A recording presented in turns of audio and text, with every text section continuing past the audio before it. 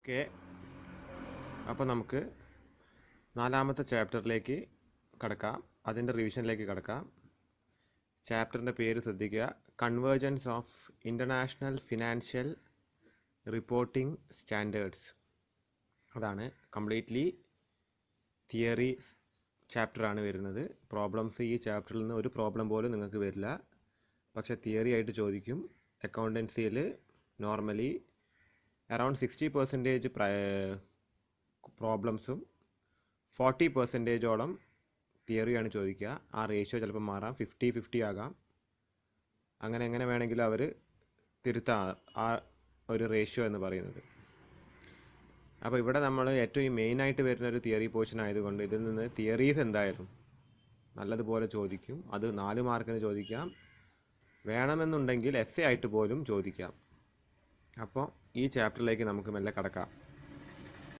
വളരെ ചെറിയൊരു മാർക്കിന് ഇതിൽ നിന്ന് ചോദിക്കുന്നൊരു ക്വസ്റ്റ്യൻ ആയിരിക്കാം, വാട്ട് ഈസ് അക്കൗണ്ടിങ് സ്റ്റാൻഡേർഡ്. ശ്രദ്ധിക്കുക, accounting standards are designed to harmonise diverse accounting practices. ഒരു ഹാർമണി കൊണ്ടുവരാൻ, ഒരു ഏകോപനം കൊണ്ടുവരാൻ വേണ്ടിയിട്ടാണ് എന്തിന് അക്കൗണ്ടിങ് സ്റ്റാൻഡേർഡ് വെച്ചിരിക്കുന്നത്. ഒരു സ്റ്റാൻഡേർഡൈസ്ഡ് രീതിയിൽ കാര്യങ്ങൾ നടത്താൻ വേണ്ടിയിട്ടാണ് ഈ ഒരു അക്കൗണ്ടിങ് സ്റ്റാൻഡേർഡ്സ് കൊണ്ടുവന്നിരിക്കുന്നത്. നമുക്കറിയാം, അക്കൗണ്ടിങ് എന്ന പേര് പറഞ്ഞ മാതിരി അക്കൗണ്ടബിലിറ്റി വേണം. നമുക്കൊരാളെ മുമ്പിൽ നമ്മുടെ കണക്കുകൾ ബോധിപ്പിക്കാനാണ് അക്കൗണ്ടിങ് വെക്കുന്നത്. അതെ, നമ്മളിപ്പോൾ ഓണേഴ്സിനാവാം, ക്രെഡിറ്റേഴ്സിനാവാം, സപ്ലയേഴ്സിനാവാം, ഗവൺമെൻറ്റിനാവാം, ഇവർക്കൊക്കെ അക്കൗണ്ടിങ് രേഖകളെ കൊണ്ട് ആവശ്യമുണ്ട്. അപ്പോൾ ഓരോ സ്ഥാപനങ്ങളും ഓരോ തരത്തിലാണ് അക്കൗണ്ടിങ് വെക്കുന്നത് എങ്കിൽ അത് പിന്നെ അവിടെ ഒരു കമ്പാരിസൺ നടത്താൻ ബുദ്ധിമുട്ടാകും. അപ്പോൾ ആരാണ് ചെറുകിട വ്യാപാരി, ആരാണ് വൻകിട വ്യാപാരി എന്നുള്ള കമ്പാരിസണൊക്കെ നടത്താൻ ബുദ്ധിമുട്ടാണ്. അപ്പോൾ എല്ലാവരും ഒരേ രീതിയിൽ, ഇപ്പോൾ നമുക്കറിയാം, നമ്മൾ കാലിക്കറ്റ് യൂണിവേഴ്സിറ്റിയിൽ പഠിക്കുന്ന എല്ലാ കുട്ടികളും ഇപ്പോൾ BCom ഫിനാൻസ് എടുത്ത് പഠിക്കുന്ന കുട്ടികൾക്ക് ഒരേ സബ്ജക്റ്റാണ് പഠിപ്പിക്കുന്നത്, അത് ഒരേ സ്റ്റാൻഡേർഡിൽ വരുന്നത്. എന്നിട്ട് ആ കുട്ടി വാങ്ങുന്ന മാർക്ക് നോക്കിയാലേ എന്ത് പറയാൻ പറ്റുള്ളൂ, ആരാണ് മിടുക്കരെന്നും മിടുക്കിയെന്നും നമുക്ക് അറിയാൻ പറ്റുള്ളൂ. അതേമാതിരി തന്നെയാണ് അക്കൗണ്ടിങ്ങിലും, നമുക്ക് ഒരേ സ്റ്റാൻഡേർഡ് കീപ്പ് ചെയ്യണം. അപ്പോൾ അതിന് ചില പ്രീ ഡിറ്റർമിൻഡ് എന്തുണ്ട്, സ്ട്രക്ചേർഡ് പ്രോസസ്സ് ഉണ്ട്. ആ പ്രോസസ്സിലൂടെ കടന്ന് ചെല്ലെങ്കിൽ മാത്രമേ ആ ഒരു അക്കൗണ്ടിങ് ഫിനാൻഷ്യൽ സ്റ്റേറ്റ്മെൻറ്റുകളൊക്കെ നമുക്ക് തയ്യാറാക്കാൻ പറ്റുള്ളൂ. അപ്പോൾ അതിന് വേണ്ടിയിട്ടാണ് അക്കൗണ്ടിങ് സ്റ്റാൻഡേർഡുകൾ വെക്കുന്നത്. അപ്പോൾ ഹാർമണൈസ് ചെയ്യാൻ വേണ്ടിയിട്ടാണ്. ഇതിനാരാ ഡിഫൈൻ ചെയ്തിരിക്കുന്നത്? കോളറാണ് ഡിഫൈൻ ചെയ്തിരിക്കുന്നത് അക്കൗണ്ടിങ് സ്റ്റാൻഡേർഡിനെ. എ മോഡ് ഓഫ് കണ്ടക്റ്റ്, ഒരു പ്രത്യേക രീതിയിലുള്ള പ്രവർത്തനം, ഇമ്പോസ്ഡ് ഓൺ അക്കൗണ്ടൻറ്റിൻ്റെ മേൽ ഇങ്ങനെ ചെയ്യണമെന്ന് നിർബന്ധം പിടിക്കുക, ഒരു പ്രത്യേക രീതിയിലായിരിക്കണം. Bylaw, custom or professional body, അത് നിയമപരമായിട്ടും പാരമ്പര്യമായിട്ടും ചെയ്യുന്നത്, പ്രൊഫഷണൽ ബോഡി ആയിട്ട്. ഇപ്പോൾ നമ്മൾ അക്കൗണ്ടിങ് ട്രീറ്റ്മെൻറ്റിൽ കണക്കെഴുത്ത് എന്ന് പറയുന്ന സംവിധാനം, നമ്മളിപ്പോൾ അക്കൗണ്ടിങ്ങിൽ ഡെബിറ്റ് ആൻഡ് ക്രെഡിറ്റ് എഴുതുന്ന സംവിധാനം ഓൾമോസ്റ്റ് ഒരു കസ്റ്റമറി ആയിട്ട് വന്നത് അത് പണ്ട് നിയമപരമായിട്ടോ അല്ലെങ്കിൽ അക്കൗണ്ടിങ് സംവിധാനത്തിൽ നിന്ന് വന്നതൊന്നുമല്ല. പാരമ്പര്യമായിട്ട് തന്നെ പണ്ടുള്ള കണക്കെഴുത്തുകാരും ഓൾമോസ്റ്റ് അതിൻ്റെ ഒരു ഫോർമാറ്റ് സെയിമാണ്. ഡെബിറ്റിൻ്റെയും ക്രെഡിറ്റിൻ്റെയൊക്കെ ഒരു രീതി വെച്ചിട്ട് തന്നെയാണ് കണക്കെഴുത്ത് നടത്താറ്. അപ്പോൾ ആ ഒരു കസ്റ്റമറി ആയിട്ടും പിന്നെ ബൈ ലോ ആയിട്ട് ഒരുപാട് കാര്യങ്ങൾ അതിലേക്ക് ആഡ് ചെയ്തിട്ടുണ്ട്. പിന്നെ പ്രൊഫഷണൽ ബോഡീസ്, ഈ അക്കൗണ്ടൻസിൻ്റെയൊക്കെ പ്രൊഫഷണൽ ബോഡീസ് എന്താക്കുന്നുണ്ട്, നമ്മൾ അക്കൗണ്ടിങ് സ്റ്റാൻഡേർഡ് വരാനുള്ള കാരണം ഒരേ സ്റ്റാൻഡേർഡിൽ ചെയ്തെങ്കിൽ മാത്രമേ നമുക്കതിനെ വിലയിരുത്താൻ പറ്റുള്ളൂ, ആ രേഖകളെ. കാരണം ഒരു സ്ഥാപനത്തിൽ നിന്ന് മറ്റൊരു സ്ഥാപനത്തിലേക്കും ചിലപ്പോൾ ഒരേ സ്ഥാപനത്തിൽ തന്നെ പല ഡിപ്പാർട്ട്മെൻറ്റുകൾ ഉണ്ടാവും. അപ്പോൾ ആ ഒരു വിലയിരുത്തലുകളൊക്കെ ഓണേഴ്സിന് ചെയ്യണമെങ്കിൽ അക്കൗണ്ടിങ് സ്റ്റാൻഡേർഡുകൾ നിർബന്ധമായിരിക്കണം. What are the objectives of accounting standard? Accounting സ്റ്റാൻഡേർഡിൻ്റെ ലക്ഷ്യങ്ങൾ, അത് മുന്നോട്ട് വയ്ക്കുന്ന ലക്ഷ്യങ്ങൾ എന്തൊക്കെയാണെന്നാണ് ഈ പോയിന്റിൽ പറയുന്നത്. ശ്രദ്ധിക്കേണ്ട point first to provide information. Accounting എന്തിനാണ് വെക്കുന്നത്? നമ്മൾ ഇൻഫർമേഷൻസ്, ട്രാൻസാക്ഷൻസ് റിലേറ്റഡ് ആയിട്ടുള്ള ഇൻഫർമേഷൻസിന് വേണ്ടിയിട്ടാണ് അക്കൗണ്ടിങ് വെക്കുന്നത് തന്നെ. അപ്പോൾ അതൊരു ബേസിക് ആയിട്ടുള്ള ഒബ്ജക്റ്റീവ് തന്നെയാണ്. പിന്നെ to harmonise different accounting process. അപ്പോൾ ഒരുപാട് അക്കൗണ്ടിങ് പ്രോസസ്സുകളെ ഹാർമണൈസ് ചെയ്ത് ഒരു സിംഗിൾ അക്കൗണ്ടിങ് പ്രോസസ്സിലേക്ക്, സ്റ്റാൻഡേർഡൈസ്ഡ് പ്രോസസ്സിലേക്ക് കൊണ്ടുവരാൻ വേണ്ടിയിട്ട്. ടു എൻഹാൻസ് ദ കോണ്ടൻസ്, നമ്മൾ മുന്നോട്ട് വെക്കുന്ന കോണ്ടൻറ്റുകളുടെ ക്രെഡിബിലിറ്റിയും അതിൻ്റെ കമ്പാരബിലിറ്റിയും വർദ്ധിപ്പിക്കാൻ വേണ്ടിയിട്ട്, എൻഹാൻസ് ചെയ്യാൻ. എൻഹാൻസ് മീൻസ് വർദ്ധിപ്പിക്കാൻ വേണ്ടിയിട്ട്. ടു കമ്മ്യൂണിക്കേറ്റ് യൂണിഫോം റിസൾട്ട്, ഒരു യൂണിഫോം, നേരത്തെ പറഞ്ഞ തന്നെ ഹാർമണൈസ് ആകുമ്പോൾ ഒരു യൂണിഫോം റിസൾട്ട് വരും. കമ്പാരിസൺ ഫെസിലിറ്റേറ്റ് ചെയ്യാനും പിന്നെ ക്വാളിറ്റി ഓഫ് ഫിനാൻഷ്യൽ സ്റ്റേറ്റ്മെൻറ്റ് വർദ്ധിപ്പിക്കാൻ വേണ്ടിയിട്ടും. നേരത്തെ കണ്ടത് നമ്മൾ ഒബ്ജക്റ്റീവ്സ് ആണെങ്കിൽ അക്കൗണ്ടിങ് സ്റ്റാൻഡേർഡ്സിൻ്റെ അഡ്വാൻറ്റേജസ് ആണ് ഇവിടെ പറയുന്നത്. Accounting standards, concepts and conventions form a base for accounting theory and practice. If accountancy is the language of business, accounting standards, concepts and conventions are the grammar of accountancy. അപ്പോൾ accounting സ്റ്റാൻഡേർഡ്സിൻ്റെ advantages നോക്കാം. First one വരുന്നത് credibility and reliability of financial statement. അപ്പോൾ standardised accounting methods ആണെങ്കിൽ എന്താണ്, financial സ്റ്റേറ്റ്മെൻറ്റുകളുടെ ക്രെഡിബിലിറ്റിയും റിലയബിലിറ്റിയും എന്താണ്, അത് നമുക്ക് എന്താണ് അതിനെ കൂടുതലായിട്ട് ആശ്രയിക്കാൻ പറ്റും. പിന്നെ അതിനൊരു യൂണിഫോമിറ്റി ഉണ്ടാവും, ഒരു ഏകോപനം ഉണ്ടാവും. പിന്നെ എലിമിനേഷൻ ഓഫ് ആംബിഗ്വിറ്റി, കാരണം അതേക്കുറിച്ചുള്ള സംശയങ്ങളൊക്കെ നമുക്ക് നീങ്ങി കിട്ടും. നാലാമത്തത് പറയുന്നത് കമ്പാരിസൺ, നമുക്ക് കമ്പയർ ചെയ്യാൻ സാധിക്കും. പിന്നെ എന്താണ്, ഡിറ്റർമിനേഷൻ ഓഫ് മാനേജീരിയൽ അക്കൗണ്ടബിലിറ്റി, ഒരു മാനേജ്മെൻറ്റ്, ആ സ്ഥാപനത്തിൽ വർക്ക് ചെയ്യുന്ന മാനേജ്മെൻറ്റിൻ്റെ അക്കൗണ്ടബിലിറ്റി നമുക്ക് തിരിച്ചറിയാൻ സാധിക്കും. പിന്നെ ഷെയർ ഹോൾഡേഴ്സിനും ഇൻവെസ്റ്റേഴ്സിനും റിസർച്ചേഴ്സിനൊക്കെ വളരെ ഉപകാരമാണ്. പിന്നെ എന്താണ്, നമ്മുടെ ഓഡിറ്റിംഗ്, അതായത് അക്കൗണ്ടിങ് രേഖകൾ ശരിയാണോ തെറ്റാണോ, അതിൽ കൃത്രിമം നടത്തിയിട്ടുണ്ടോ എന്നൊക്കെ അറിയാൻ വേണ്ടി നടത്തുന്ന ഒരു പ്രക്രിയേൻ്റെ പേരാണ് ഓഡിറ്റിംഗ് എന്ന്. അപ്പോൾ ഈ ഓഡിറ്റിങ്ങിൻ്റെ സ്റ്റാൻഡേർഡ് നമുക്ക് എന്താണ്, അക്കൗണ്ടിങ് സ്റ്റാൻഡേർഡ് ഉണ്ടെങ്കിൽ വർദ്ധിപ്പിക്കാൻ സാധിക്കും. അപ്പോൾ ഇത്രയും കാര്യങ്ങളാണ്. അപ്പോൾ എന്താണ്, what is accounting standard, what are it's objectives, what are the advantages of accounting standard. വളരെ ബേസിക് ആയിട്ട് ഈ ഒരു ചാപ്റ്ററിൽ നിന്ന് ചോദിക്കാവുന്ന 3 ക്വസ്റ്റ്യൻസ്. അതപ്പോൾ ചുരുങ്ങിയ മാർക്ക് 4 മാർക്കിന് വരെ ചോദിക്കാവുന്ന ചോദ്യങ്ങളാണ് ഇപ്പോൾ നമ്മൾ കഴിഞ്ഞത്. ഇനി അടുത്തത് വരുന്നത് the development of accounting standards in India. ഇന്ത്യയിൽ എപ്പോൾ മുതലാണ് അക്കൗണ്ടിങ് സ്റ്റാൻഡേർഡ്സ് വന്നത് എന്നുള്ളതാണ്. അതും ഇതേമാതിരി തന്നെ ഒരു 4 മാർക്ക്, എസ്ഐക്കൊന്നും വരില്ല, ഒരു ചെറിയ മാർക്കിന് ചോദിക്കാൻ ചാൻസ് ഉള്ളൊരു ടോപ്പിക്കാണ്. അക്കൗണ്ടിങ് സ്റ്റാൻഡേർഡ്സിൻ്റെ ഹിസ്റ്ററിയാണ്. കാലക്രമേണ നമ്മുടെ എന്താണ്, എല്ലാ രാജ്യങ്ങളെയും പോലെ ഇൻഡസ്ട്രിയൽ റവല്യൂഷൻ ഇന്ത്യനെയും ബാധിച്ചിട്ടുണ്ട്. അപ്പോൾ അതുകൊണ്ട് ആ ഇൻഡസ്ട്രിയൽ റവല്യൂഷൻ്റെ ഭാഗമായിട്ട് ട്രാൻസാക്ഷൻസിന് വർധനവുണ്ടായി, കാശിൻ്റെ ഇടപാടിൻ്റെ എന്താണ് അളവും വർദ്ധിച്ചു. അപ്പോൾ ഇതൊക്കെ കൂടി കാരണം എന്താണ്, അക്കൗണ്ടിങ് സ്റ്റാൻഡേർഡുകൾ ഇന്ത്യയിൽ വരണം എന്നുള്ള അവസ്ഥ വന്നു. ഗവൺമെൻറ്റിന് ടാക്സ് പിരിക്കണം. അപ്പോൾ എന്താണ്, ഈ ജനറലി ആക്സെപ്റ്റഡ് അക്കൗണ്ടിങ് പ്രിൻസിപ്പിൾസ് എന്ന് പറയും. അതായത് അക്കൗണ്ടിങ്ങിൽ ചില പ്രിൻസിപ്പിൾസ് ഉണ്ട്, അത് ഇന്ത്യയിൽ ആദ്യം എന്താണ് പണ്ട് മുതൽക്കേ നിലവിലുണ്ട്. അതായത് ഏകദേശം നമ്മൾ സ്വാതന്ത്ര്യം കിട്ടുന്ന സമയത്തൊക്കെ തന്നെ ഉണ്ട്. അപ്പോൾ ഇതിന് കൂടാതെ നമ്മുടെ ICAI എന്ന് പറഞ്ഞൊരു സംഘടനയാണ് മെയിൻലി അക്കൗണ്ടിങ് സ്റ്റാൻഡേർഡുകൾ ഇന്ത്യയിൽ കൊണ്ടുവരാനുള്ള ശ്രമങ്ങൾ നടത്തുന്നത്. അതൊരു പ്രൊഫഷണൽ ബോഡിയാണ്. കാര്യം ചാർട്ടേഡ് അക്കൗണ്ടൻസിൻ്റെ ഒരു പ്രൊഫഷണൽ ബോഡി. ഇപ്പോൾ നമ്മൾ ഡോക്ടേഴ്സ് എന്താണ്, പ്രൊഫഷണൽസാണ്, അവർക്കൊരു പ്രൊഫഷണൽ ഡിഗ്രി കിട്ടുന്ന ആൾക്കാരാണ്. അപ്പോൾ അവരുടെ സംഘടനയുടെ പേരാണ് IMA എന്ന്, ഇന്ത്യൻ മെഡിക്കൽ അസോസിയേഷൻ. അതേമാതിരി നമ്മൾ വക്കീലന്മാർ, അവർക്കും കിട്ടുന്ന എന്താണ്, പ്രൊഫഷണൽ ഡിഗ്രിയാണ്. അവരെന്താണ്, ബാർ അസോസിയേഷൻ എന്ന് പറയും. ഇതേപോലെ തന്നെ ചാർട്ടേഡ് അക്കൗണ്ടൻസിൻ്റെ ഒരു പ്രൊഫഷണൽ ബോഡിയാണ് ICAI, institute of chartered accountants of India. ഇവരാണ് മെയിൻലി അക്കൗണ്ടിങ് സ്റ്റാൻഡേർഡുകൾ ഇന്ത്യയിൽ കൊണ്ടുവരാൻ വേണ്ടിയിട്ട് സഹായിക്കുന്ന സംഘടന. അപ്പോൾ ആദ്യം തന്നെ 1977, അത് ഏപ്രിൽ 21 അക്കൗണ്ടിങ് സ്റ്റാൻഡേർഡ്സ് ബോർഡ് രൂപീകരിച്ചുകൊണ്ടാണ് മെയിൻലി അക്കൗണ്ടിങ് സ്റ്റാൻഡേർഡിൻ്റെ ഒരു പ്രാരംഭഘട്ടം നമ്മുടെ ഇന്ത്യയിൽ ആരംഭിക്കുന്നത്. അക്കൗണ്ടിങ് സ്റ്റാൻഡേർഡ് ബോർഡിനെ പറ്റി ASB എന്താണെന്ന് ചിലപ്പോൾ ASB എന്ന് മാത്രമേ ചിലപ്പോൾ ചോദിക്കാൻ ചാൻസ് ഉള്ളൂ, ചെറിയ മാർക്കിനെ ചോദിക്കുള്ളൂ. എന്നാലും ശ്രദ്ധിക്കുക, എന്നാണ് അത് രൂപീകരിച്ചതെന്ന് മെയിൻലി ശ്രദ്ധിക്കുക. 1977. ഇതാരാ സെറ്റപ്പ് ചെയ്തിരിക്കുന്നത്, ICAI, നേരത്തെ പറഞ്ഞ സംഘടന. One of the members of IASC, international accounting standards committee. അപ്പോൾ അത് ഒരു അന്താരാഷ്ട്ര അക്കൗണ്ടിങ് സ്റ്റാൻഡേർഡ് കമ്മിറ്റിയാണ്. അതിൽ അംഗമാണ് ആര്, നമ്മുടെ ഇന്ത്യയിലെ ICAI എന്ന് പറയുന്നത്. ഇനി ഈ ASB, accounting standard board of ഇന്ത്യയുടെ ലക്ഷ്യങ്ങൾ എന്തൊക്കെയാണെന്ന് നോക്കിക്കഴിഞ്ഞാൽ എന്താണ്, to determine the areas in which accounting standard need to be develop, ഏതൊക്കെ മേഖലകളിലേക്കാണ് അക്കൗണ്ടിങ് സ്റ്റാൻഡേർഡുകൾ വർദ്ധിപ്പിക്കേണ്ടത് അല്ലെങ്കിൽ ഡെവലപ്പ് ചെയ്യേണ്ടത്. ഫോർമുലേറ്റ് അക്കൗണ്ടിങ് സ്റ്റാൻഡേർഡുകൾ തയ്യാറാക്കുക, ഫോർമുലേറ്റ് ചെയ്യുക. With a view to assisting council of the ICAIയുടെ കൗൺസിലിൻ്റെ എന്താണ് അസിസ്റ്റ് ചെയ്തുകൊണ്ട് അക്കൗണ്ടിങ് സ്റ്റാൻഡേർഡുകൾ തയ്യാറാക്കുക. To examine how far the relevant international accounting standard അല്ലെങ്കിൽ international financial reporting standard can be adapted, അതായത് അന്താരാഷ്ട്ര തലത്തിലുള്ള അക്കൗണ്ടിങ് സ്റ്റാൻഡേർഡുകൾ ഇന്ത്യയിലേക്ക് എങ്ങനെ അഡാപ്റ്റ് ചെയ്യുക എന്നുള്ളത് നോക്കുക, ഇന്ത്യൻ രീതിയിലേക്ക് എങ്ങനെ മാറ്റുക എന്നുള്ളത്. അടുത്തെന്താണ്, to review the accounting standard, അതായത് ഇവർ തയ്യാറാക്കിയ അക്കൗണ്ടിങ് സ്റ്റാൻഡേർഡുകളെ എപ്പോഴും റിവ്യൂ ചെയ്യുക, അത് നല്ലതാണോ, അതാണ് എത്രമാത്രം അത് കാര്യക്ഷമമാണ് എന്നുള്ളത്. 5-മത്തേത്, to provide from time to time interpretations and guidance on accounting standard. ഇതിന് പുതിയ ഇൻ്റർപ്രിട്ടേഷൻസ് അക്കൗണ്ടിങ് സ്റ്റാൻഡേർഡ്സിന് കൊടുക്കുക. To give clarification on issues arising there from. എന്തെങ്കിലും ക്ലാരിഫിക്കേഷൻസ് ICAIൻ്റെ ഭാഗത്താണെങ്കിലോ ഗവൺമെൻറ്റിൻ്റെ ഭാഗത്താണെങ്കിലോ എവിടുന്നും ചോദിക്കുന്ന ഏതെങ്കിലും അതോറിറ്റീൻ്റെ ഭാഗത്ത് വരുന്ന ചോദ്യങ്ങൾക്കുള്ള ക്ലാരിഫിക്കേഷൻസ് ഈ ബോർഡ് കൊടുക്കണം. To carry out such other functions relating to accounting standard. Accounting സ്റ്റാൻഡേർഡുമായിട്ട് റിലേറ്റഡ് ആയ അതർ ഫങ്ഷൻസ്. ഇനി അടുത്തത് എന്ന് പറഞ്ഞാൽ functions of accounting standards board of India.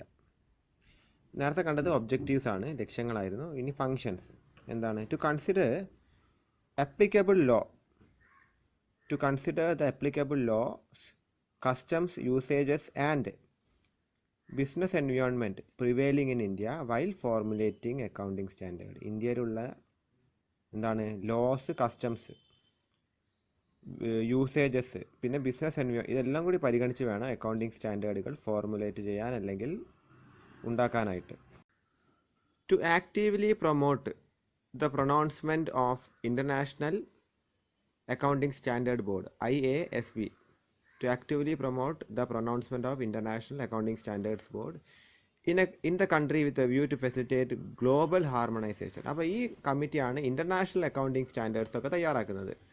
അപ്പോൾ മെയിൻലി അവർ ഇറക്കുന്ന പുതിയ എന്താണ് പ്രൊനൗൺസ്മെൻറ്റ് അല്ലെങ്കിൽ അനൗൺസ്മെൻറ്റ്സ് ഒക്കെ എന്താണ് നമ്മളെ അക്കൗണ്ടിങ് സ്റ്റാൻഡേർഡുകളിലേക്ക് മെല്ലെ എന്താണ് ലയിപ്പിച്ചുകൊണ്ട് അതൊരു ഗ്ലോബൽ ഹാർമണി, അതായത് വിദേശത്തുള്ള അല്ലെങ്കിൽ ഇൻ്റർനാഷണൽ ലെവലിൽ നടക്കുന്ന അക്കൗണ്ടിങ് സ്റ്റാൻഡേർഡ്സും ഇന്ത്യൻ അക്കൗണ്ടിങ് സ്റ്റാൻഡേർഡ്സിനെയും ഏകദേശം സമാന്തരമാക്കി വെക്കുക. To persuade the concerned parties to adopt. അപ്പോൾ ഏതൊക്കെ വ്യക്തികളാണ്? ഇപ്പോൾ കമ്പനികൾ അക്കൗണ്ടിങ് സ്റ്റാൻഡേർഡ് വെക്കണം, പാർട്ട്ണർഷിപ്സ് വെക്കണോ, ഈ കൺസേൺഡ് പാർട്ടീസിനൊക്കെ എപ്പോഴും നിർബന്ധിച്ചു കൊണ്ടിരിക്കുക. To provide interpretations and guidances on issuing arising from accounting standard. പുതിയ ഇൻ്റർപ്രിട്ടേഷൻസ് കൊടുക്കുക. ടു റിവ്യൂ അക്കൗണ്ടിങ് സ്റ്റാൻഡേർഡ്സ് പീരിയോഡിക്കലായിട്ട് അക്കൗണ്ടിങ് സ്റ്റാൻഡേർഡ്സിനെ റിവ്യൂ ചെയ്യുക.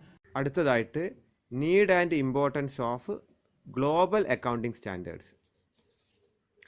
അപ്പോൾ എന്തുകൊണ്ട് നമ്മളിപ്പോൾ ഇതുവരെ നമ്മൾ ഇന്ത്യയുടെ കേസാണ് കണ്ടത്. ഇത് പുതിയൊരു ക്വസ്റ്റ്യനുള്ള സ്കോപ്പാണ്. ഗ്ലോബൽ അക്കൗണ്ടിങ് സ്റ്റാൻഡേർഡ്സിൻ്റെ ആവശ്യം എന്താണ്, അതിൻ്റെ ഇമ്പോർട്ടൻസ് എന്താണ്, ആവശ്യകത എന്താണ് എന്നുള്ളതാണ് ഗ്ലോബൽ അക്കൗണ്ടിങ് സ്റ്റാൻഡേർഡ്സ്. അപ്പോൾ ലോകത്ത് മൊത്തം ഒരു അക്കൗണ്ടിങ് സ്റ്റാൻഡേർഡ് വരുന്നതിൻ്റെ ആവശ്യകത.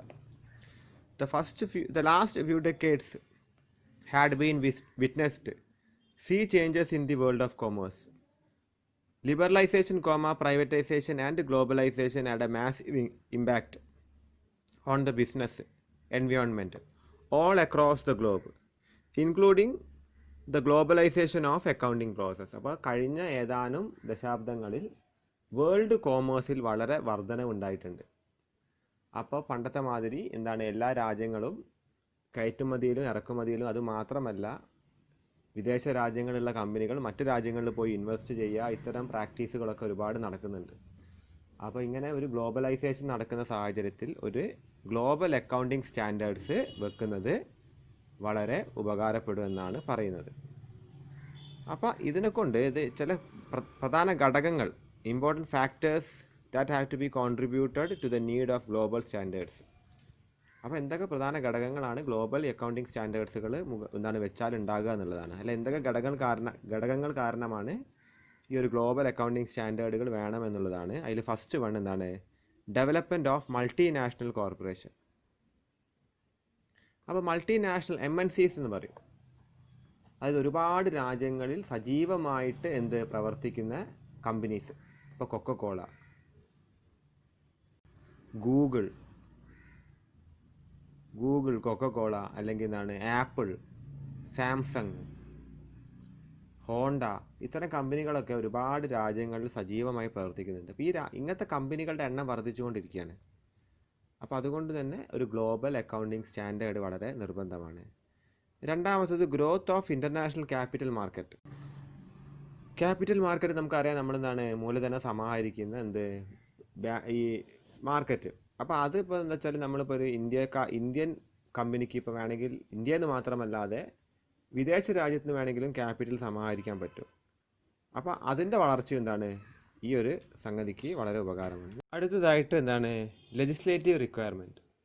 ഇപ്പോൾ WTO അഗ്രിമെൻറ്റ്, പിന്നെന്താണ് ഒരുപാട് ഈ ഇൻ്റർനാഷണൽ ബോഡീസ് അല്ലെങ്കിൽ എന്താണ് ഇൻ്റർനാഷണൽ ട്രേഡ് ഓർഗനൈസേഷൻസിൻ്റെ ഒക്കെ എന്താണ് ഈ നിയമങ്ങൾ പ്രകാരം എന്താണ് ഒരു ജനറലി ആക്സെപ്റ്റഡ് അല്ലെങ്കിൽ എന്താണ് ഒരു വേൾഡ് വൈഡ് ഒരു അക്കൗണ്ടിങ് സ്റ്റാൻഡേർഡ് വേണമെന്നുള്ളൊരു ആവശ്യത്തിലേക്കാണ് എത്തുന്നത്. അപ്പോൾ പോയിന്റുകൾ മെയിൻലി നോക്കുക, മറ്റേ നമ്മൾ എന്താണ് ഇതിൻ്റെ ഉള്ളിലുള്ള കണ്ടൻസ് നമ്മുടെ ലാംഗ്വേജിൽ എഴുതിയാൽ മതി. അടുത്തത് പറയുന്നത് നമ്മൾ ഗ്ലോബൽ അക്കൗണ്ടിങ് സ്റ്റാൻഡേർഡുകൾ വരുമ്പോൾ എന്തൊക്കെ ബെനിഫിറ്റുകൾ ഉണ്ടാവുക. നമ്മളെന്താണ് കമ്പനികളുടെ ടൈമും എന്താണ് കോസ്റ്റ്, കമ്പനികളിൽ ഏതൊക്കെ സ്ഥാപനങ്ങൾ ബിസിനസ് സ്ഥാപനങ്ങളാണോ ഇത് ചെയ്യുന്നത് അവരുടെ ടൈമും കോസ്റ്റും എന്താണ് ഒരുപാട് ലാഭിക്കാം. പിന്നെ രണ്ടാമത്തെ പോയിന്റ് ഫിനാൻഷ്യൽ ഡാറ്റ അനലൈസ് ചെയ്യാൻ സുഖമാണ്. ഇപ്പോൾ അമേരിക്കൻ കമ്പനിയും ഇന്ത്യൻ കമ്പനിയും ഒരേ മാതിരി തന്നെയാണ് അക്കൗണ്ടിങ് സ്റ്റാൻഡേർഡ് പ്രകാരമാണ് അക്കൗണ്ട്സ് കീപ്പ് ചെയ്യുന്നതെങ്കിൽ എന്താണ് അവരുടെ ബാലൻസ് ഷീറ്റ് നോക്കുമ്പോഴും നമ്മുടെ ബാലൻസ് ഷീറ്റ് ഇവിടുത്തെ ബാലൻസ് ഷീറ്റ് നോക്കുമ്പോൾ എന്താണ് നമുക്കത് അനലൈസ് ചെയ്യാൻ എളുപ്പമാണ്. അപ്പോൾ സ്റ്റാൻഡേർഡ്സിൽ വളരെ വലിയ വ്യത്യാസങ്ങളുണ്ടെങ്കിൽ എന്താണ് നമുക്കത് അനലൈസ് ചെയ്ത് ആരാണ് കറക്റ്റ് ലാഭത്തിൽ ഓടുന്നതെന്നോ അവരുടെ എഫക്റ്റീവ്നെസ് ഒക്കെ മനസ്സിലാക്കാൻ ബുദ്ധിമുട്ടാണ്. അടുത്തെന്താണ് ഇൻക്രീസിങ് ഇൻവെസ്റ്റർ കോൺഫിഡൻസ്, ഇൻവെസ്റ്റേഴ്സിൻ്റെ കോൺഫിഡൻസ് വർദ്ധിപ്പിക്കും. പിന്നെ എന്താണ് ഈ സെക്യൂരിറ്റീസ്, നമുക്ക് ഈ മുൻപ് കണ്ട ചാപ്റ്റേഴ്സിൽ പറഞ്ഞ സെക്യൂരിറ്റീസ് ആയ എന്താണ് ഷെയറും ഡിബെഞ്ചറൊക്കെ ലിസ്റ്റ് ചെയ്യാൻ കുറച്ചും കൂടി എളുപ്പമാണ്. അടുത്തതായിട്ട് പറയുന്നത് ഇൻ്റർനാഷണൽ അക്കൗണ്ടിങ് സ്റ്റാൻഡേർഡ്സ്. അപ്പോൾ നമുക്ക് നേരത്തെ പറഞ്ഞു ഒരു ഗ്ലോബൽ അക്കൗണ്ടിങ് സ്റ്റാൻഡേർഡ്സിൻ്റെ ആവശ്യകത എന്തായിരുന്നു, അതിൻ്റെ അഡ്വാൻറ്റേജസ് എന്തൊക്കെയാണ് വരുന്നത്, അതിൻ്റെ ഇമ്പോർട്ടൻസ് എന്തൊക്കെയാണ്, അതിൻ്റെ ഘടകങ്ങൾ എന്തൊക്കെയാണ്, അതൊക്കെയാണ് കണ്ടത്. അപ്പോൾ അതിനായിട്ട് നമ്മൾ ഇൻ്റർനാഷണൽ അക്കൗണ്ടിങ് സ്റ്റാൻഡേർഡ്സിനെ പറ്റിയിട്ടാണ് ഇനി പഠിക്കുന്നത്. The main purpose of accounting is to provide information to internal and external users. അതെ, ഒരു സ്ഥാപനത്തിൻ്റെ ആഭ്യന്തരമായിട്ടും എന്താണ് പിന്നെ അതിന് പുറത്തേക്കുള്ള ആൾക്കാർക്കൊക്കെ വേണ്ടിയിട്ടാണ് എന്ത് അക്കൗണ്ടിങ് ഇൻഫർമേഷൻസിൻ്റെ ആവശ്യമുള്ളത്. For this purpose, financial statements are prepared. In different accounting procedures and practices are followed by accountants. There would be a lot of difficulties. So, accountants all over the world have developed certain rules, procedures and conventions. These accounting procedures and practices are known as generally accepted accounting principles. ഈ generally accepted accounting principles നമ്മൾ നേരത്തെ ഇന്ത്യയുടെ കേസിലും കണ്ടതാണ്. അപ്പോൾ ഇവിടെ ആദ്യം മുതലേ തന്നെ ഇന്ത്യയിൽ ഇത് വരുന്നുണ്ട്. പിന്നെ നമുക്കൊരു സ്റ്റാൻഡേർഡ്സ് ഒക്കെ വെച്ചത് ICAI എന്നൊക്കെയുള്ള കാര്യങ്ങൾ നമ്മൾ കണ്ടതാണ്. അപ്പോൾ ഇതാണ് എന്ത് ഇൻ്റർനാഷണൽ അക്കൗണ്ടിങ് സ്റ്റാൻഡേർഡ്സ്. അപ്പോൾ ഇതിന് ഒരു ജനറലി ആക്സെപ്റ്റഡ് ആയിട്ടുള്ള അക്കൗണ്ടിങ് പ്രിൻസിപ്പിൾസ് GAAPS, അത് ചിലപ്പോൾ നമ്മളോട് വൺ വേർഡ് ആയിട്ട് ചോദിക്കും. വാട്ട് ഈസ് GAAPS എന്ന് ചോദിക്കുമ്പോൾ എന്താണ് പറയുക, generally accepted accounting principle formulated by international bodies to standardize the accounting practice of accountants all over the world. അപ്പോൾ ഇത്രയാണ് എന്ത് മെയിൻ. അപ്പോൾ ഇതിൻ്റെ ഒരു ഹിസ്റ്ററിയും കാര്യങ്ങളൊക്കെ പറയുന്നുണ്ട്. ഇതിപ്പോൾ ഗ്രേറ്റ് ഡിപ്രഷൻ എന്ന് പറയുന്നൊരു കാലഘട്ടം ഉണ്ടായിരുന്നു, പ്രത്യേകിച്ച് വെസ്റ്റേൺ വേൾഡിൽ. അപ്പോൾ ആ കാലഘട്ടത്തിലൊക്കെയാണ് എന്ത് ഇതിൻ്റെയൊക്കെ ഒരു മാറ്റി ചിന്തിക്കൽ, അതായത് എല്ലാവരും ഒരേ രീതിയിൽ അക്കൗണ്ടിങ് വെക്കണം എന്നുള്ളൊക്കെ ഒരു രീതികൾ വരാൻ കാരണം അതൊക്കെയാണ്. അപ്പോൾ ഈ ഒരു എന്താണ് ഹിസ്റ്ററി ജസ്റ്റ് ഒന്ന് നമ്മൾ നന്നായിട്ടൊന്ന് വായിച്ചു നോക്കുക. ജസ്റ്റ് ഒന്ന് രണ്ട് പോയിന്റുകൾ കിട്ടിയാൽ മതി. അത് വെച്ച് നമുക്ക് എന്താണ് നമ്മുടെ ലാംഗ്വേജിൽ എന്താണ് നമുക്ക് കണ്ടൻസ് ഡെവലപ്പ് ചെയ്തിട്ട് എക്സാമിനേഷനിൽ എഴുതാൻ പറ്റണം. മെയിൻ പോയിന്റ്സ് ആണ് നമ്മൾ ബൈ ഹാർട്ട് പഠിക്കേണ്ടത്. ഒരു പ്രത്യേക കാര്യം ശ്രദ്ധിക്കാനുള്ളത് ഈ ഇൻ്റർനാഷണൽ അക്കൗണ്ടിങ് സ്റ്റാൻഡേർഡ്സ് നമ്മുടെ IFRSും കൺവേർജൻസും ഇന്ത്യൻ അക്കൗണ്ടിങ് സ്റ്റാൻഡേർഡ്സ് ഒക്കെ ആകുമ്പോൾ ഇതിൽ നിന്ന് ചോദിക്കാൻ ചാൻസ് ഉള്ളൊരു essay സ്കോപ്പ് ക്വസ്റ്റ്യൻ ആണ് എന്ത് ഈ ഒരു ഇൻ്റർനാഷണൽ അക്കൗണ്ടിങ് സ്റ്റാൻഡേർഡ്സ്. അപ്പോൾ international accounting standards right and note on international accounting standards എന്ന് പറഞ്ഞ് ചോദിച്ചാൽ തന്നെ നിങ്ങൾ ഇത് മാത്രം എഴുതിയാൽ പോരാ, നിങ്ങൾ എന്ത് എഴുതണം, നമ്മൾ അടുത്ത് പറയാൻ പോകുന്ന ടോപ്പിക്കും കൂടി എഴുതണം. ഈ ടോപ്പിക് എന്ന് വെച്ച് കഴിഞ്ഞാൽ എന്താണ് institutions engaged in accounting harmonisation at global level. അപ്പോൾ ആഗോളതലത്തിൽ അക്കൗണ്ടിങ് സ്റ്റാൻഡേർഡ്സ് വെക്കുന്ന ഇൻസ്റ്റിറ്റ്യൂഷൻസ് ഏതൊക്കെയാണ്. അപ്പോൾ നമുക്ക് ഇൻ്റർനാഷണൽ അക്കൗണ്ടിങ് സ്റ്റാൻഡേർഡ്സിനെ പറ്റി ചോദിക്കുമ്പോൾ the institutions which are engaged in setting up international accounting സ്റ്റാൻഡേർഡ്സിനെ പറ്റി നമുക്ക് എന്താണ് എഴുതാം. അപ്പോൾ അതുകൊണ്ട് ഇത് ഓരോ ഇൻസ്റ്റിറ്റ്യൂഷൻസിനെ പറ്റി നന്നായിട്ട് ശ്രദ്ധിച്ച് മനസ്സിലാക്കാം. അപ്പോൾ ഇതൊരു ക്വസ്റ്റ്യൻ ആണ്. The institutions engaged in accounting അല്ലെങ്കിൽ accounting harmonisation at global level അല്ലെങ്കിൽ ഗ്ലോബൽ അക്കൗണ്ടിങ് സ്റ്റാൻഡേർഡ്സ്. അപ്പോൾ ഇതിൽ പറഞ്ഞ അപ്പോൾ ഇതൊരു ക്വസ്റ്റ്യൻ ആണ്. ഇതിനെപ്പറ്റി കാര്യമായിട്ടൊന്നും പറയുന്നില്ല. അപ്പോൾ മെയിൻലി എത്ര ഇൻസ്റ്റിറ്റ്യൂഷൻസ് ഉണ്ടെന്ന് നോക്കാം. അപ്പോൾ പ്രധാനമായ ചില ഇൻസ്റ്റിറ്റ്യൂഷൻസിൻ്റെ പേരുകൾ ഇവിടെ കൊടുത്തിട്ടുണ്ട്. ഇൻ്റർനാഷണൽ അക്കൗണ്ടിങ് സ്റ്റാൻഡേർഡ് ബോർഡ്, പിന്നെ financial accounting standards board, etcetera. Of these the most important are international accounting standards board and financial accounting standards board. These are the most important institutions which are behind the formulation of accounting standards. അതുകൂടാതെ there is another one, അതിൻ്റെ പേരാണ് international accounting standards committee, IASC. അപ്പോൾ ഇതൊരു 4 മാർക്കിന് IASC എന്താണെന്ന് ചോദിക്കാനും chance ഉണ്ട്. അല്ലാത്ത പക്ഷം ഈ ഇൻ്റർനാഷണൽ അക്കൗണ്ടിംഗ് സ്റ്റാൻഡേർഡ്സ് ക്രിയേറ്റ് ചെയ്യുന്ന ഓർഗനൈസേഷൻസിൻ്റെ പേര് പറയുമ്പോഴും എന്താണ് ഈ പേരും ചേർത്ത് വെച്ച് നമുക്ക് എന്താണ് കണ്ടൻറ്റ് ക്രിയേറ്റ് ചെയ്യുക, essay നമ്മൾ എഴുതുന്ന നേരത്ത്. Due to the increase in malpractices in accounting and increase in failure of business unit there was a demand for standardisation of accounting practice. അപ്പോൾ ഇത് 1950-കളുടെയും 40-കളുടെയൊക്കെ കാലഘട്ടത്തിൽ എന്താണ് അക്കൗണ്ടിംഗ് പ്രാക്ടീസുകളുടെ വല്ല ഒരുപാട് മാൽ പ്രാക്ടീസ്, ലാഭം കുറച്ച് കാണിക്കുക അല്ലെങ്കിൽ ലാഭം കൂട്ടി കാണിക്കുക, അതിനൊക്കെ രണ്ടിനും അതിൻ്റേതായ ബെനിഫിറ്റുകളൊക്കെ ചില കമ്പനീസ് എന്താണ് എടുക്കുന്നുണ്ട്. അപ്പോൾ ഇതിന് വേണ്ടിയാണ് ഇൻ്റർനാഷണൽ എന്താണ് അക്കൗണ്ടൻസ് ഇൻ്റർനാഷണൽ സ്റ്റഡി ഗ്രൂപ്പ് 1967 രൂപീകരിച്ചു. For the purpose of maintaining uniformity in accounting principles through out the world. IASC, അതായത് ഈ സംഘടന നമ്മളിപ്പോൾ പറഞ്ഞുകൊണ്ടിരിക്കുന്ന സംഘടന വന്നിരിക്കുന്നത് ജൂൺ 29, 1973 വർഷം നോക്കുക. IASC is the outcome of 1972 world accounting Congress. World accounting Congress പറഞ്ഞിട്ട് എന്താണ് സമ്മേളനം നടത്തി, അതിൻ്റെ എന്താണ് റിസൾട്ടായിട്ടാണ് IASC എന്ന് പറഞ്ഞ സംഘടന വന്നത്. അപ്പോൾ ഇവർ ഒരുപാട് അക്കൗണ്ടിംഗ് സ്റ്റാൻഡേർഡ്സ് മുന്നോട്ട് വെച്ചിട്ടുണ്ട്. അപ്പോൾ ഇൻ്റർനാഷണൽ അക്കൗണ്ടിംഗ് സ്റ്റാൻഡേർഡ് കമ്മിറ്റി വെച്ച സ്റ്റാൻഡേർഡ്സ് ആണ് എന്താണ് ഇൻ്റർനാഷണൽ അക്കൗണ്ടിംഗ് സ്റ്റാൻഡേർഡ് 1, 2, 3 എന്ന് പറഞ്ഞിട്ട് ഓരോ സ്റ്റാൻഡേർഡുകളാണ്. അപ്പോൾ ഫസ്റ്റ് എന്താണ് international accounting standard 1, presentation of financial statement. എന്തൊക്കെയായിരുന്നു ഫിനാൻഷ്യൽ സ്റ്റേറ്റ്മെൻറ്റുകൾ നമുക്കറിയാം, balance sheet, profit and loss, trading, manufacturing അക്കൗണ്ടൊക്കെയാണ് എന്ത് മെയിൻലി ഫിനാൻഷ്യൽ സ്റ്റേറ്റ്മെൻറ്റ്സ് ആക്കുന്നത്. കാര്യം ഒരു അക്കൗണ്ടിങ് പീരീഡിൽ ഒരു കമ്പനി നടത്തിയിരിക്കുന്ന എല്ലാ വ്യവഹാരങ്ങളുടെയും ആകെ തുക ഈ ഫിനാൻഷ്യൽ സ്റ്റേറ്റ്മെൻറ്റുകൾ നോക്കിയാൽ അത് നോക്കുന്ന ഓഡിറ്റർക്കോ അല്ലെങ്കിൽ ദ കൺസേൺഡ് പാർട്ടി ഏത് പാർട്ടിയാണ് നോക്കുന്നത് അയാൾക്കത് മനസ്സിലാവണം. അതിന് വേണ്ടിയിട്ടാണ് ഈ ഫിനാൻഷ്യൽ സ്റ്റേറ്റ്മെൻറ്റ് വെക്കുന്നത്. അതെങ്ങനെ പ്രസൻറ്റ് ചെയ്യണം എന്നുള്ളത് ഇൻ്റർനാഷണൽ അക്കൗണ്ടിംഗ് സ്റ്റാൻഡേർഡാണ് അത് ആദ്യത്തേതിൽ പറയുന്നത്. രണ്ടാമത്തേതിൽ ഇൻവെൻട്രി വാല്യുവേഷൻ എങ്ങനെ വേണം. ഇൻവെൻട്രീസ് പറഞ്ഞാൽ നമ്മുടെ കയ്യിലുള്ള സ്റ്റോക്ക്. അപ്പോൾ നമുക്കറിയാം മെയിൻലി 2 തരത്തിലുള്ള ബിസിനസ് കൺസേൺസ് ഉള്ളത്. ബിസിനസ്സിൻ്റെ കേസ് പറയുകയാണെങ്കിൽ കൺസേൺസ് വിച്ച് എന്താണ് trade goods and concerns which manufacture goods. അപ്പോൾ ട്രേഡിങ് കൺസേൺസ് എന്താണ് സാധനം വാങ്ങി വിൽക്കും, മാനുഫാക്ചറിങ് കൺസേൺസ് സാധനം ഉൽപ്പാദിപ്പിച്ചിട്ട് അവർ വിൽക്കും.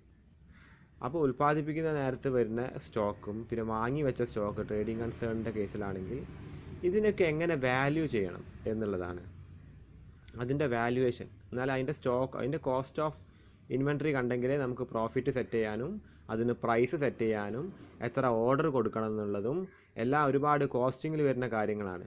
അപ്പോൾ ഈ വക കാര്യങ്ങളൊക്കെ നമുക്ക് ചെയ്യണമെങ്കിൽ എന്താണ് ഇൻ്റർനാഷണൽ അക്കൗണ്ടിംഗ് സ്റ്റാൻഡേർഡ് 2 ഈ ഇൻവെൻട്രിയുടെ പറ്റിയുള്ള കാര്യങ്ങൾ പറയുന്നത്. ഇനി രണ്ടാമത്തെ മൂന്നാമത്തെ കേസ്. ഈ മൂന്നാമത്തത് പിന്നെ നിലവിലില്ല. പിന്നെ അത് 27 ഇൻ്റർനാഷണൽ അക്കൗണ്ടിംഗ് സ്റ്റാൻഡേർഡ് 27ൻ്റെയും 28ൻ്റെയും റീപ്ലേസ് ചെയ്തുകൊണ്ട് മൂന്നാമത്തത് അവർ ക്യാൻസൽ ചെയ്തത്. നാലാമത്തത് എന്താ പറയുന്നത് വിഡ്രോൺ ആൻഡ് റീപ്ലേസ്. നാലാമത്തത് റീപ്ലേസ് ചെയ്തത് ഇൻ്റർനാഷണൽ അക്കൗണ്ടിംഗ് സ്റ്റാൻഡേർഡ് 22, 38 അത് റീപ്ലേസ് ചെയ്തു. അഞ്ചാമത്തത് റീപ്ലേസ് ചെയ്തു അക്കൗണ്ടിംഗ് സ്റ്റാൻഡേർഡ് 15. ആറാമത്തേത് അതേമാതിരി. ഏഴാമത്തേലാണ് ക്യാഷ് ഫ്ലോ സ്റ്റേറ്റ്മെൻറ്റ്. അതൊരു ഫിനാൻഷ്യൽ സ്റ്റേറ്റ്മെൻ്റ് ആണ്. ഒരു സാമ്പത്തിക വർഷം ഒരു സ്ഥാപനത്തിൽ നടന്ന കാശിടപാടുകളുടെ എങ്ങനെയാണ് അതിൻ്റെ ഒഴുക്ക് നടന്നിരിക്കുന്നത്, എത്ര ഇൻവെസ്റ്റ് ചെയ്തിട്ടുണ്ട്, എത്ര ഫിനാൻസ് എടുത്തിട്ടുണ്ട്, എത്ര നമ്മൾ വർക്കിംഗ് ക്യാപിറ്റൽ അല്ലെങ്കിൽ സ്റ്റോക്ക് എടുക്കാനൊക്കെ എടുത്തിട്ടുണ്ട് എന്നുള്ള കാര്യങ്ങൾ നമുക്ക് അറിയണമെന്നുണ്ടെങ്കിൽ ഒരു ക്യാഷ് ഫ്ലോ സ്റ്റേറ്റ്മെൻറ്റ് നമ്മൾ തയ്യാറാക്കും.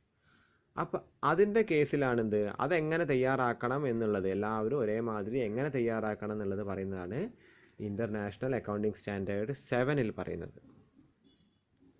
പിന്നെ പറഞ്ഞത് international accounting standard 8 profit and loss for the period, fundamental errors, changes in accounting policies. അപ്പോൾ എങ്ങനെയാണ് പ്രോഫിറ്റ് ആൻഡ് ലോസ് നമ്മൾ അത് തയ്യാറാക്കുന്നത്, പിന്നെ നമ്മൾ എറേഴ്സ് വന്നാലോ ചേഞ്ചസ് നമ്മൾ പോളിസീസിലൊക്കെ വരുത്തുമ്പോൾ എന്തൊക്കെയാണ് ചെയ്യേണ്ടതെന്നുള്ള കാര്യങ്ങൾ പറയുന്നത് IAS 8 ഇതൊക്കെ ബൈ ഹാർട്ട് പഠിക്കേണ്ട കാര്യങ്ങളാണ്, നന്നായിട്ട് നോട്ട് ചെയ്തിട്ട് വെക്കുക.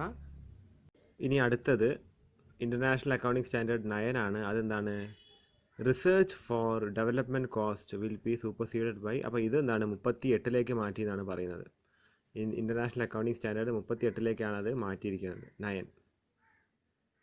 പിന്നെ 10 events after balance sheet date. അപ്പോൾ ബാലൻസ് ഷീറ്റ് ഡേറ്റിന് ശേഷം നടക്കുന്ന ട്രാൻസാക്ഷൻസിനെ പറ്റിയിട്ടൊക്കെയുള്ള കാര്യങ്ങളാണ് ഈ 10 പറയുന്നത്. പക്ഷേ ഈ പേരുകൾ മാത്രം നന്നായിട്ടൊന്ന് ഈ കേസിൽ നമ്മൾ ബൈ ഹാർട്ട് പഠിച്ചാൽ മതി. ഇപ്പോൾ സെക്കൻഡ് സെമ്മർ ആയതുകൊണ്ട് ഇതിൻ്റെ ഡീറ്റെയിൽസ് നമ്മൾ പഠിക്കേണ്ട, നമ്മുടെ സിലബസിൽ അത് വരുന്നില്ല. പേരുകളൊന്ന് പഠിച്ചു വെക്കുക. ചിലപ്പോൾ അത് എന്താണ് ചെറിയ മാർക്കിന് 1-2 എണ്ണം ചോദിക്കുകയാണെങ്കിൽ. 11 വരുന്നത് കൺസ്ട്രക്ഷൻ കോൺട്രാക്റ്റ്. അപ്പോൾ കോൺട്രാക്റ്റ് കോസ്റ്റിംഗ് എന്ന് പറയുന്നതിലൊക്കെ കൺസ്ട്രക്ഷൻ കോൺട്രാക്ട്സിൽ വരുന്നതാണ് എന്ത് IAS 11. IAS 12 പറയുന്നത് ഇൻകം ടാക്സുകളാണ്. പിന്നെന്താണ് IAS 13 പിന്നെന്താണ് അത് 1 IAS 13 പറയുന്ന കാര്യങ്ങൾ അത് IAS 1 മാറ്റിയിട്ടുണ്ട്. പിന്നെ 14 സെഗ്മെൻറ്റ് റിപ്പോർട്ടിംഗ് എന്ന് പറഞ്ഞ ഇതാണ് വരുന്നത്. 15 information reflecting the effect of changing prices, price ചേഞ്ചിനെ പറ്റിയിട്ടൊക്കെ. 16 പ്രോപ്പർട്ടി പ്ലാന്റ് ആൻഡ് എക്യുപ്മെൻറ്റിനെ കുറിച്ച്. 17 ലീസിനെ കുറിച്ചാണ്. 18 റവന്യൂവിനെ കുറിച്ചാണ് വരുന്നത്. 19 എംപ്ലോയ്മെൻറ്റ് ബെനിഫിറ്റ് ആണ്. 20 accounting for government grand disclosure of government assistant. Government നമുക്ക് എന്തെങ്കിലും അസിസ്റ്റൻസ് തരുന്നുണ്ടെങ്കിൽ അതിനെക്കുറിച്ചൊക്കെ എന്തൊക്കെയാണ് ചെയ്യേണ്ടതെന്നുള്ളത് അക്കൗണ്ടിങ് ട്രീറ്റ്മെൻറ്റ് നടത്തുന്ന നേരത്ത്. 21 changes in the effect of foreign exchange rate. 22 business combinations. ചിലപ്പോൾ 1-2 ബിസിനസ്സുകളൊക്കെ കമ്പൈൻ ചെയ്തിട്ടൊക്കെ പിന്നെ വീണ്ടും പ്രവർത്തിക്കും, ജോയിൻറ്റ് വെഞ്ചേഴ്സ് എന്നൊക്കെ പറഞ്ഞിട്ട് വരുമ്പോൾ ആ നേരത്തൊക്കെ എങ്ങനെയാണ് അക്കൗണ്ടിങ് നമ്മൾ മെയിൻറ്റെയിൻ ചെയ്യേണ്ടത്. മെർജർ ആക്വിസിഷൻ എന്നൊക്കെ ഉള്ള കേസസ് ഉണ്ട് അവിടെയൊക്കെ. 23 borrowing cost. 24 related party disclosure. 25 accounting for investment. 26 accounting and reporting by retirement benefit plans. 27 consolidated financial statements and accounting for investment in subsidiaries. ഇപ്പോൾ നമ്മൾ എന്താണ് amalgamation of companies, merger acquisition എന്നൊക്കെ പറഞ്ഞിട്ട് വരുന്നുണ്ട്. അപ്പോൾ കൺസോളിഡേറ്റഡ് ബാലൻസ് ഷീറ്റ് എന്ന് പറയുന്ന സാധനമൊക്കെ ഉണ്ടാക്കണം. അപ്പോൾ എനിക്ക് തോന്നുന്നു, എനിക്ക് എൻ്റെ ഓർമ്മ ശരിയാണെങ്കിൽ അടുത്ത സെമസ്റ്ററിൽ നിങ്ങൾക്ക് ആ ടോപ്പിക്സ് ഒക്കെ വരുന്നുണ്ട്. അപ്പോൾ അപ്പോഴേക്കാണ് അതിൻ്റെ ഡീറ്റെയിൽസ് ഒക്കെ വരുന്നത്. അപ്പോൾ അതൊക്കെ എങ്ങനെ ചെയ്യണം എന്നുള്ളത് അക്കൗണ്ടിങ് സ്റ്റാൻഡേർഡ് 27 പറയുന്നത്. 28 പറയുന്ന കാര്യമാണ് accounting for investment in associate സ്ഥാപനങ്ങളിൽ എങ്ങനെ ഇൻവെസ്റ്റ് ചെയ്യണം. 29 financial reporting in hyperinflationary economies. Inflation വളരെ കൂടിക്കിടക്കുന്ന എക്കണോമീസിൽ എന്തൊക്കെയാണ് ചെയ്യേണ്ടതെന്ന്. 30 disclosure in financial statement of bank and similar financial institutions. 31 financial reporting on interest in joint ventures. 32 financial instruments disclosures and presentation. 33 earning per share. 34 interim financial reporting. 35 discontinuing operation. 36 impairment of asset. 37 provisions contingent liabilities and contingent assets. 38 intangible assets. 39 financial instruments. 40 investment property. 41 agriculture. By heart പഠിക്കേണ്ട ഒരു കാര്യമാണ്. ചെറിയ മാർക്കിനെ ചോദിക്കൂ. Skip ചെയ്യണമെന്നുണ്ടെങ്കിൽ ചെയ്യാം. പക്ഷേ നമ്മുടെ ഇപ്പോഴത്തെ ഒരു പാറ്റേൺ വെച്ചിട്ട് നമുക്ക് ക്വസ്റ്റ്യൻ സ്കിപ്പ് ചെയ്യുന്നത് അത്ര നല്ലൊരു കാര്യമല്ല. അപ്പോൾ അതുകൊണ്ട് നമ്മൾ എന്തെങ്കിലും ഇതിൽ എഴുതാൻ പറ്റുന്ന തരത്തിൽ നമ്മളൊന്ന് നോക്കിയിട്ട് പോവുക. ഇനി അടുത്തതായിട്ട് പറയാൻ പോകുന്നത് ഇൻ്റർനാഷണൽ അക്കൗണ്ടിംഗ് സ്റ്റാൻഡേർഡ്സ് ബോർഡിനെ കുറിച്ചാണ്. അത് April 2001 under the recommendation made by Walker trustees the IASC international accounting standards board നിലവിൽ വന്നു. To be known as international accounting standards board എന്നും അത് അറിയപ്പെടുന്നത്. ഇറ്റ്സ് ഓൾസോ എന്താണ് ഇൻ്റർനാഷണൽ ഇൻസ്റ്റിറ്റ്യൂഷൻ. നേരത്തെ നമ്മൾ പറഞ്ഞ മെയിൻ പോയിന്റ് മറന്നു പോരുത്. അതിൽ പെടാവുന്ന കാര്യമാണ്. essay ആയിട്ട് ചോദിക്കുമ്പോൾ എല്ലാ ഇൻസ്റ്റിറ്റ്യൂഷൻസിനെ പറ്റിയിട്ടും എഴുതേണ്ടി വരും. ഇതിനെപ്പറ്റി ചെറിയ മാർക്കിനും ചോദിക്കാം. It began operation on 1 April 2001 when it succeeded the IAS. അപ്പോൾ ഇത് നിലവിൽ വന്നതോടുകൂടി ഇൻ്റർനാഷണൽ അക്കൗണ്ടിംഗ് സ്റ്റാൻഡേർഡ്സ് കമ്മിറ്റി, നേരത്തെ പറഞ്ഞ സ്ഥാപനം, അതിൻ്റെ പ്രവർത്തനം നിർത്തി. IASB is an independent accounting standard setting body based in London. അപ്പോൾ അക്കൗണ്ടിങ് സ്റ്റാൻഡേർഡ്സ് അക്കൗണ്ടൻസിൻ്റെ അല്ലെങ്കിൽ സ്റ്റാൻഡേർഡ് കീപ്പ് ചെയ്യുന്നതിലോ ബ്രിട്ടൻ എന്ന് പറയുന്ന രാജ്യമാണ് മെയിൻലി എന്താണ് ഇതിലൊക്കെ മുൻപന്തിയിൽ നിൽക്കുന്നത്. അപ്പോൾ ഇതിൻ്റെ ഹെഡ് ക്വാർട്ടർ എന്ന് പറയുന്നത് എവിടെയാണ് വരുന്നതെന്ന് വെച്ചാൽ ലണ്ടനാണ്. പിന്നെ ഇതിൽ എത്ര മെമ്പേഴ്സ് ഉണ്ട്? 15 മെമ്പേഴ്സ് ഫ്രം എന്താണ് 9 രാജ്യങ്ങളിൽ നിന്നായിട്ടുണ്ടാവുക. പിന്നെ ഇതിൻ്റെ ചില ഡീറ്റെയിൽസാണ് കൊടുത്തിരിക്കുന്നത്. അടുത്ത് പറയുന്നത് എന്താണ്? The role of IASB in developing IFRS which means international financial reporting standards. അപ്പോൾ നമ്മൾ നേരത്തെ കണ്ട IASCക്ക് ബദലായിട്ട് ഇപ്പോൾ പറയുന്നത് IFRS ആണ്. അപ്പോൾ IFRS ആണ് ഇപ്പോൾ നിലവിലുള്ളത്. അപ്പോൾ നമ്മുടെ മെയിൻ ടോപ്പിക് അല്ലെങ്കിൽ നമ്മുടെ ചാപ്റ്ററിൻ്റെ പേര് തന്നെ എന്താണ്? കൺവേർജൻസ് ഓഫ് IFRS ആണ്. അപ്പോൾ വളരെ ശ്രദ്ധിച്ച് നമ്മൾ പഠിക്കേണ്ട ഒരു പോയിൻ്റാണിത്. അപ്പോൾ ഇവിടെ എങ്ങനെയാണ് എന്താണ് അത് കുറച്ചും കൂടി ട്രാൻസ്പാരൻ്റ് ആക്കാനും കുറച്ചും കൂടി എന്താണ് കമ്പാരബിൾ ഇൻഫർമേഷൻസ് കിട്ടാനൊക്കെ വേണ്ടിയിട്ട് പഴയ സ്റ്റാൻഡേർഡ്സിനെ ഒന്നും കൂടി എന്താണ് അവർ അപ്ഗ്രേഡ് ചെയ്തുകൊണ്ട് പുതിയ രീതിയിൽ അവതരിപ്പിച്ചു എന്നാണ് പറയുന്നത്. അപ്പോൾ പഴയ സ്റ്റാൻഡേർഡ്സിൽ ഒരുപാട് അമെൻമെൻറ്റ്സ് വരുത്തി IFRS എന്ന് പറഞ്ഞ പുതിയൊരു അക്കൗണ്ടിങ് സ്റ്റാൻഡേർഡ്സ് നമ്മൾ എന്താണ് വേൾഡ് എക്കണോമിയിലേക്ക് കൊണ്ടുവരാണ് ചെയ്തത്. ആ സ്ഥാപനത്തിൻ്റെ പേരെന്താണ്? Mainly IASB. IFRSനെ അവർ കൊണ്ടുവരിക ചെയ്തത്. നന്നായിട്ടൊന്ന് ഈ പാസേജ് ഒന്ന് പറ്റെങ്കിലും ഒന്ന് പോസ് അടിച്ചിട്ട് വായിച്ച് നോക്കുക വെച്ചാൽ നമ്മൾ ബൈ ഹാർട്ട് ഒന്ന് പഠിക്കണം. നമുക്ക് എടുക്കാവുന്ന കുറച്ച് പോയിന്റ്സ് എടുത്തിട്ട് നമ്മൾ നേരത്തെ പറഞ്ഞ മാതിരി കണ്ടൻറ്റ് നമ്മൾ തന്നെ ഡെവലപ്പ് ചെയ്യുന്നതായിരിക്കും. ഈ ഒരു സംഗതി അല്ലെങ്കിൽ ഈ ഒരു ടോപ്പിക്സൊക്കെ പഠിക്കാൻ ഏറ്റവും ബെസ്റ്റായ കാര്യം അതാണ്. വളരെ ഇമ്പോർട്ടൻ്റ് ആയിട്ടുള്ള ഒരു ടോപ്പിക്കാണ് എന്ത് നമ്മുടെ ഈ ചാപ്റ്ററിൽ IFRS. അപ്പോൾ എന്താണ് IFRS? നമ്മൾ ഗ്ലോബലൈസേഷനിൽ വരുന്ന മാറ്റങ്ങളനുസരിച്ചിട്ട് എന്താണ് ഇൻ്റർനാഷണൽ അക്കൗണ്ടിങ് സ്റ്റാൻഡേർഡ്സിൽ വരുത്തിയ മാറ്റമാണ് IFRS. അപ്പോൾ എന്താണ് അതിനെക്കുറിച്ചിട്ടാണ് ഇവിടെ പറയുന്നത്. മെയിൻലി എന്താണ് ഗ്ലോബലൈസേഷനിൽ എന്താണ് ഇതിൻ്റെ വോളിയം വർദ്ധിക്കുകയാണ്. നിലവിലുണ്ടായിരുന്ന IAS ഇൻ്റർനാഷണൽ അക്കൗണ്ടിങ് സ്റ്റാൻഡേർഡ്സിന് കാര്യമായിട്ട് എന്തില്ലായിരുന്നു? അതിനെ എഫക്റ്റീവായിട്ട് പിന്നെ എന്താണ് നിലവിലുള്ള മാറ്റങ്ങൾ ഉൾക്കൊള്ളാനുള്ള കഴിവില്ലായിരുന്നു. അതുകൊണ്ട് അതിനെന്താണ് കുറച്ചും കൂടി നമ്മൾ അപ്ഗ്രേഡ് ചെയ്തിട്ട് IFRS തയ്യാറാക്കി. അതിൻ്റെ ചരിത്രമൊക്കെ പറയുന്നുണ്ട്. ആദ്യം ഈ കമ്മിറ്റി എടുത്തിട്ടുണ്ടായിരുന്നത് ഇൻ്റർനാഷണൽ അക്കൗണ്ടിങ് സ്റ്റാൻഡേർഡ്സ് കമ്മിറ്റി. അത് 1973 മുതൽ 2001 വരെ പ്രവർത്തിച്ചു. 2001 ശേഷം എന്താണ് ഇൻ്റർനാഷണൽ അക്കൗണ്ടിങ് സ്റ്റാൻഡേർഡ്സ് ബോർഡ് നിലവിൽ വന്നു. എന്നിട്ടാണ് എന്ത് ഈ IFRS അവർ രൂപീകരിക്കുന്നത്. ഇനി ഇതിൻ്റെ മീനിങ് നമുക്ക് ശ്രദ്ധിക്കാം. IFRS R designed as A common global language four business affairs so that company accounts R understandable and comparable across international boundaries. നമ്മൾ പറഞ്ഞുകൊണ്ടേയിരിക്കുന്ന ടോപ്പിക്ക് തന്നെയാണ്. IFRS R particularly important for companies that have dealings in several countries. Mainly ആരാണ്? MNCs, അതായത് multi national corporations. IFRS R principle based standards. Accounting principle base ചെയ്തുകൊണ്ടുള്ള standards ആണ് IFRSൽ പറയുന്നത്. IFRS issued from 2001 onwards with effect from 1st April 2001. പിന്നെ എന്താണ് IAS issued during എന്താണ് 73 മുതൽ 2000 വരെയുള്ള കാലഘട്ടം. ഇൻ്റർപ്രിട്ടേഷൻസ് വന്നത് IFRSൽ മാറ്റങ്ങൾ വരുത്തിയിരിക്കുന്നത്. പിന്നെ എന്താണ് interpretations made by standard interpretations committee. IFRSൻ്റെ ഫീച്ചേഴ്സ് അതിൽ ഫസ്റ്റ് എന്താണ്? These are global accounting standards. നമുക്കറിയാവുന്ന കാര്യമാണ്. IFRS കുറച്ചും കൂടി പ്രിൻസിപ്പിൾ ബേസ്ഡ് ആണ്, റൂൾ ബേസ്ഡ് അല്ല. IFRS are developed and maintained by IASB. നമുക്കറിയാവുന്ന കാര്യമാണ്. These are issued with intention of applying these standards across the globe on a consistent basis. അപ്പോൾ across the ഗ്ലോബിൽ നമ്മൾ എന്താണ് ഇത് ഇഷ്യൂ ചെയ്യാനാണ്. They ensure high quality transparent reporting that would ensure comparability among the entities across the globe. അപ്പോൾ ലോകം മുഴുവനുള്ള സ്ഥാപനങ്ങളുടെ financial സ്റ്റേറ്റ്മെൻറ്റ്സിൻ്റെ comparison നടത്താൻ എന്താണ് IFRSനെ കൊണ്ട് സാധിക്കും. പിന്നെ എന്താണ് every standard has A specific structure to ensure uniformity and facilitate reading, interpretation and application. ഇത് ശ്രദ്ധിക്കേണ്ട ടോപ്പിക്കാണ് IFRS ഇൻ്റർപ്രിട്ടേഷൻസ് കമ്മിറ്റി. അപ്പോൾ ഇങ്ങനത്തെ ഒരു കമ്മിറ്റീനെ എന്താണ് രൂപീകരിച്ചിട്ടുണ്ട് ആര്? IASB എന്ന് പറഞ്ഞ എന്താണ് സംഘടന. എന്തിനു വേണ്ടിയിട്ട്? IFRSൻ്റെ ഇൻ്റർപ്രിട്ടേഷൻസിനും അതിൻ്റെ എന്താണ് മോഡിഫിക്കേഷൻസിനൊക്കെ വേണ്ടിയിട്ടാണ്. പിന്നെ എന്താണ് ഇതിനെ പറ്റിയുള്ള എന്താണ് കാര്യങ്ങളാണ് പറഞ്ഞത്. ഇതിലൊന്നുണ്ട് 14 ബോർഡ് മെമ്പേഴ്സ് ഉണ്ട്, വിച്ച് ഇസ് 9 ഓഫ് ദി 4. ഇതിൻ്റെ വോട്ടിംഗ് റൈറ്റ്സിനെ പറ്റിയും കാര്യങ്ങളൊക്കെയാണ് പറയുന്നത്. പിന്നെ ഇതിൻ്റെ റോൾ എന്താണെന്ന് നോക്കുക. To interpret the application of IFRS and provide timely guidance on financial reporting. ഇതിന് പ്രോപ്പറായിട്ടുള്ള ഗൈഡൻസുകൾ കൊടുക്കാൻ വേണ്ടിയിട്ട്.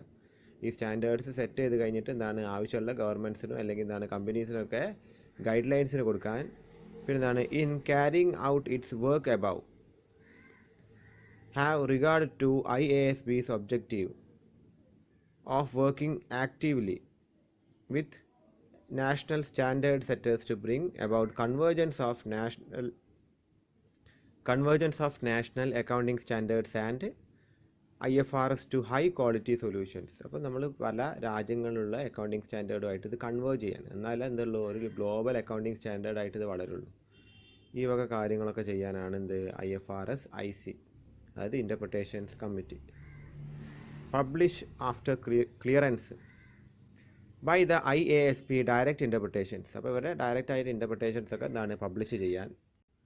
Report to the IASB and obtain the approval of 9 of its member. അതായത് ഇത് എന്താണ് IASBയിൽ കൊടുത്തിട്ട് അവരുടെ എന്താണ് ആ 9 മെമ്പേഴ്സിൻ്റെ അപ്രൂവൽ നമ്മൾ എന്താണ് അവിടുത്തെ മെമ്പർഷിപ്പാണ് 9, അതിൻ്റെ അപ്രൂവൽ വേണമെന്നാണ് പറയുന്നത്.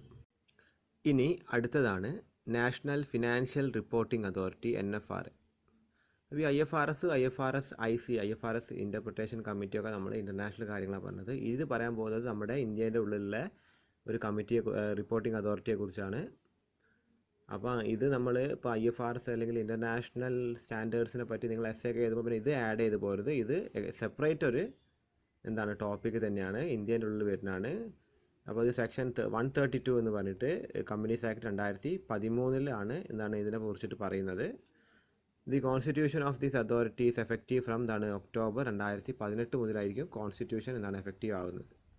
അപ്പോൾ ഏകദേശം 2 വർഷമായിട്ട് ഓൾമോസ്റ്റ് 1.5 വർഷമായിട്ട് നിലവിൽ വന്നതാണ് സ്ഥാപനമാണ്. ഇതിൻ്റെ എയിം എന്താണ്, ഇതിന് സെൻട്രൽ ഗവൺമെൻറ് കൊണ്ടുവരാൻ വേണ്ട എയിം വെച്ചാൽ setting up a separate and independent regulatory body to assist in the framing and enforcement of legislation. Setting up a separate and independent regulatory body in framing enforcement of legislation relating to accounting and auditing. ഒരു separate body, regulatory body ഇതിന് വേണ്ടിയിട്ട്, ഇതിൻ്റെ ലെജിസ്ലേഷന് വേണ്ടിയിട്ട്, ഇത് അക്കൗണ്ടിങ്ങും ഓഡിറ്റിങ്ങുമായിട്ടൊക്കെ ബന്ധപ്പെടുന്ന നിയമങ്ങൾ കൊണ്ടുവരാനുള്ള ഒരു ഒരു റെഗുലേറ്ററി ബോഡിയാണിത്. Improving investor and public confidence. അപ്പോൾ നമ്മൾ ഇൻവെസ്റ്റേഴ്സിനും പബ്ലിക്കിൻ്റെ ഒരു കോൺഫിഡൻസ് വർദ്ധിപ്പിക്കുന്നത് ഇങ്ങനത്തെ ഒരു റെഗുലേറ്ററി അതോറിറ്റി ഉണ്ടെങ്കിൽ. അപ്പോൾ ഇതിൻ്റെ കോമ്പോസിഷൻ എത്ര മെമ്പേഴ്സ് ഉണ്ടെന്നൊക്കെയാണ് പറഞ്ഞത്. Companies act requires NFRA to have a chairperson who will be appointed by the central government. Companies act require the NFRA to have a chairperson who will be appointed by the central government. അപ്പോൾ ഒരു chairperson ആരാ വെക്കുന്നത്, central ഗവൺമെൻറ്റാണ് വെക്കുന്നത്. പിന്നെ എത്ര members ഉണ്ടാവും, 15 members ഇതിലുണ്ടാവും. പിന്നെ ഇവരുടെയൊക്കെ ക്വാളിഫിക്കേഷൻസ് ആണ്, അക്കൗണ്ടിങ്ങിൽ, ഓഡിറ്റിങ്ങിൽ, ഫിനാൻസിലൊക്കെ എക്സ്പെർട്ടൈസ് വേണം. Required to make declaration to central government there is no conflict of interest. അതായത് ഇവർ തമ്മിലുള്ള താല്പര്യം, ഏതൊരു സ്വരങ്ങളൊന്നും അവിടെ വരുന്നില്ല എന്നുള്ള ഉറപ്പ് വേണം. All members including the chairman who are in full-time employment should not be associated with any audit firm.